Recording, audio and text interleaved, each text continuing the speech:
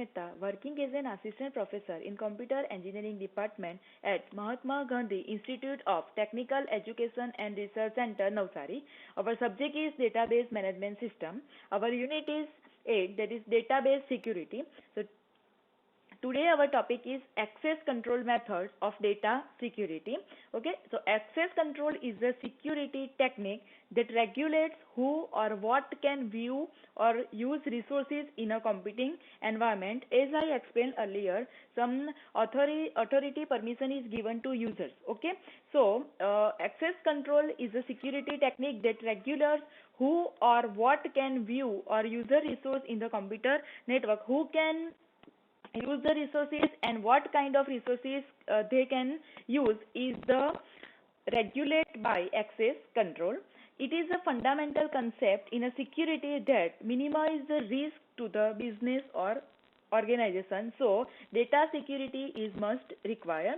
There are three different method of data access control. That is, first is discretionary access control, second is mandatory access control, and third is role based access control. Okay, so first we will see discretionary access control. Okay, in this method, the owner of the object specifies or decides which user can access the object. Okay, so there are so many users of the database. Okay, so owner of the objects will specify how many users can access that object. Okay, so some users can only retrieve the data. Okay, some users can add the data. This kind of authority is given to user. So owner will decide, okay, which user can access the object. In this method, a single user can have a different rights on a different object. Okay, and as well as different user can have a different rights on the same object. Okay, so some can retrieve the data, add the data, update the data. Okay, so on the same object different authority is given. Okay, and here user can have a different rights on a different objects. Okay, suppose there are many objects and one user can one object only retrieve, and another object in another object they can retrieve the data, they can update the data. Okay, so single user can have a different rights on a different objects, and a different user can have a different rights on the same objects. Okay, and that rights are given by the owner of the objects. SQL support discretionary access control through the grant and revoke command. Okay, so there are two main commands, grant and revoke. So grant means this command gives the rights to user for an object. So according to the rights, user can access the database. And second is revoke. This command takes back right from the user for an object. So after giving the right, after some time they can also take back the right. So this command is known as revoke command. An access control method in which owners or administrator of the protected system, data or resource set the policies defining who or what is authorized to access the resource. Okay, so for the data security, okay, some policies are defined, which users can access the resources and what kind of authority is given to them. This is most important for the data security. Many of these systems enable administrator to limit the propagation of the access right. So it is all depends on the access right. Some users have access like this, they can only retrieve the data from the database. Some administrator persons can update the database. This kind of access right is given by the authorized person or owner of the system. This is known as a discretionary access control. Now second is mandatory access control.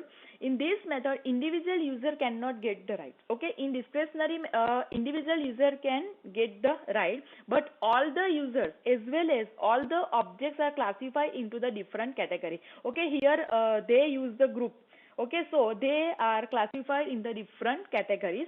Each user is assigned a clearance level and each object is assigned a security level. So security level is must. A user can access object of particular security level only if he has a proper clearance level. Okay. So according to the clearance level, user can access the objects. The DBMS system determines where the given user can read or write a given object based on the some rules. So read operation means we can only read the database data, and write means we can update the database data. Okay, so according to the user's clearance level, the permission is given either read the data or write the data. This rule makes sure that sensitive data can never be passed to a user without necessary clearance. Okay, so some data are very sensitive. Okay, this is the required for the data security, that sensitive data cannot be passed to any unauthorized users. Okay, so the rules make sure that sensitive data will never go to the unauthorized person. Okay. A security model in which access rights are regulated by a central authority based on the multiple level of security. So there are central authority and they give the permission to users. So how many data they can write, how many data they can read. Okay. It often used in government and military environment where data is very sensitive. Classifications are assigned to the system resources, and the operating system or security kernels grants or denies access to those resource objects based on the information security clearance of the user or devices. So very sensitive data are denies from the all users. Okay, so this is the most important when we have to secure our sensitive data.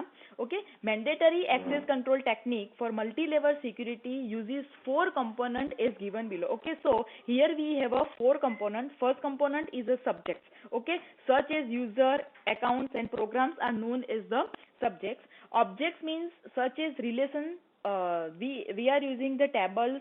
Tuples means records, and attribute means column view. Okay, now clearance level means such as a top secret. Okay, some information are top secret, some informations are secret. Okay, some information are confidential. So top secret, secret, confidential and unclassified. Each subject is classified into one of these 4 classes. Okay, so there are the 4 classes. The information may be top secret, secret, confidential and unclassified. Same as security level, such as top secret, secret, confidential and unclassified. Each object is classified into one of these 4 classes. Okay, so TS is greater than S is greater than C, and C is greater than U. So highest priority is of top secret. Okay, so top secret is greater than S means class TS object is more sensitive than class S object. So we have to top secret data means they are very sensitive, and the security of that top secret data must be required. Okay, a user can access data by following 2 rules. The first is security property and second is star security property. In security property state that a subject at a given security level may not read an object at a higher security level. Okay, so suppose we gave the permission to read the data of second level, then we cannot read the data of the first level. Okay, first level is a higher security level than second level. Okay, so security properties state that a subject at a given security level may not read an object at a higher security level. So if we have a permission to read the data at second level only, then we cannot read the secret data of the level 1. Okay, that is the security property. Now star security property stands that the subject at a given security level may not write to any object at a lower security level. Okay, write means update the data. Okay, suppose we have the permission to read the data of second level. Okay, then third level is the lower level of the second level, then we cannot update the data of the third level.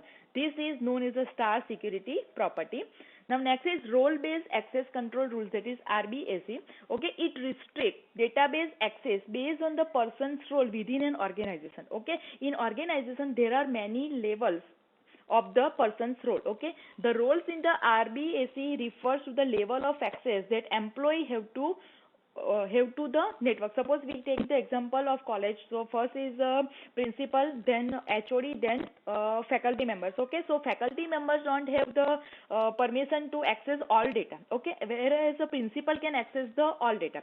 This type of person's role can divide in the organization, and according to their person's role the access is given. Okay, employee are only allowed to access the information necessary to effectively perform their job duties. Okay, so faculty can access the data, what data they need to perform their job. Okay, access can be based on several factors such as authority, responsibility, and job competency. Okay, now so authority is always given to the more responsible person always.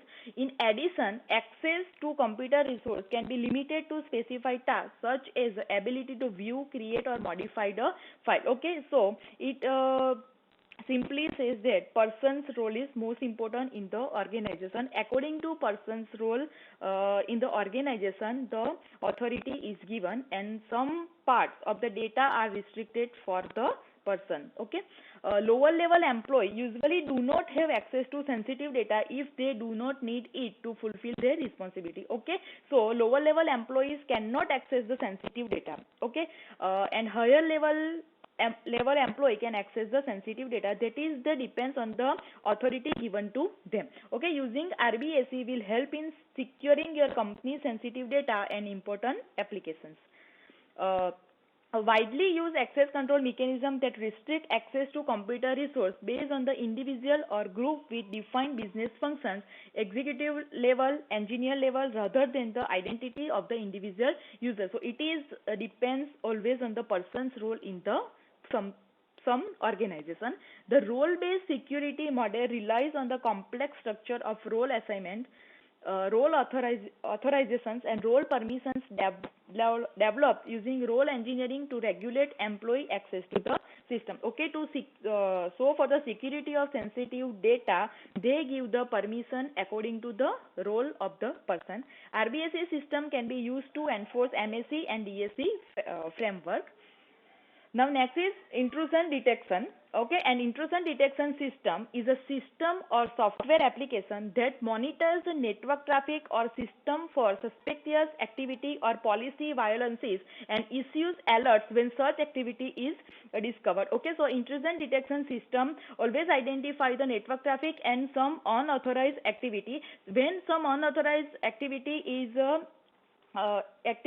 found, then it alerts the system.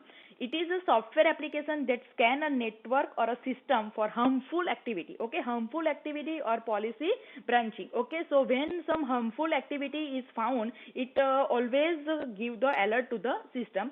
Any malicious venture or violation is normally reported either to an administrator or control centrally using a security information and a event management system. Okay, so when some unauthorized activity is performed, then the system will always give report to the administrator, so administrator can handle the data. SIME system integrate the output from the multiple resources and uses alarm filtering techniques to differentiate malicious activity from the false alarm. Okay, so this system is used to secure our data, and they use the alarm system, so administrator can get the alert that unauthorized activity is performing, so we can save our data.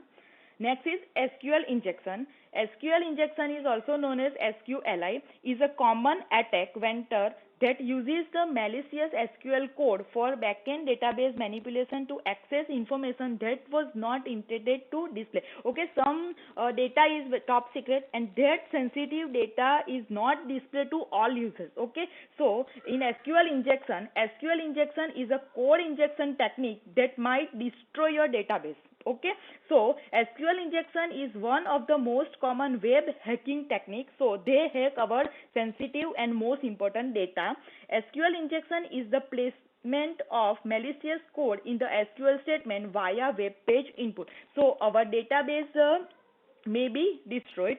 This information may include any number of items, including sensitive company data, user list, or private customer detail. Okay, so some details are hid from the users, and SQL injection attack destroyed our database using our sensitive data. A successful attack may result in the unauthorized viewing of user list. Okay, so unauthorized person must not view our secret data. Okay, so a successful attack may result in the unauthorized person view our data. Okay, the deletion of entire tables, gaining administrative rights to the database, all of which are highly detrimental to a business. So it is very harmful for the business when unauthorized person viewing our database. This is the SQL injection.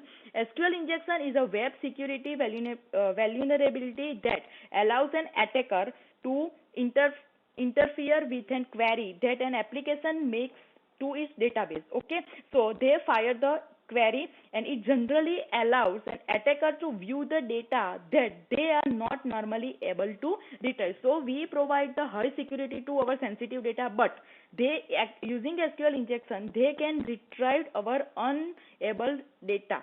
Okay, unable to retrieve data, and it is very harmful for us. This might include data belonging to other user, or may any other data that the application itself is able to access. So some data is very high under very high security, then also they can retrieve the data, and this destroyed our database. In many cases, an attacker can modify or delete the data. Okay, so it is possible that our most important data can be modified and our data can be deleted. Okay, causing persistent changes to the application's content or behavior. This is very harmful for the business purpose. In some situation, an attacker can escalate an SQL injection attack to the compromise the underlying server or other backend infrastructure, or perform a denial of service attack. So SQL injection is nothing but one of the most common web hacking technique, where our database can be hacked using unauthorized person and our sensitive data are visible to them, and they can modify or delete the data, and this is very harmful for us. This is the concept of SQL injection. Thank you.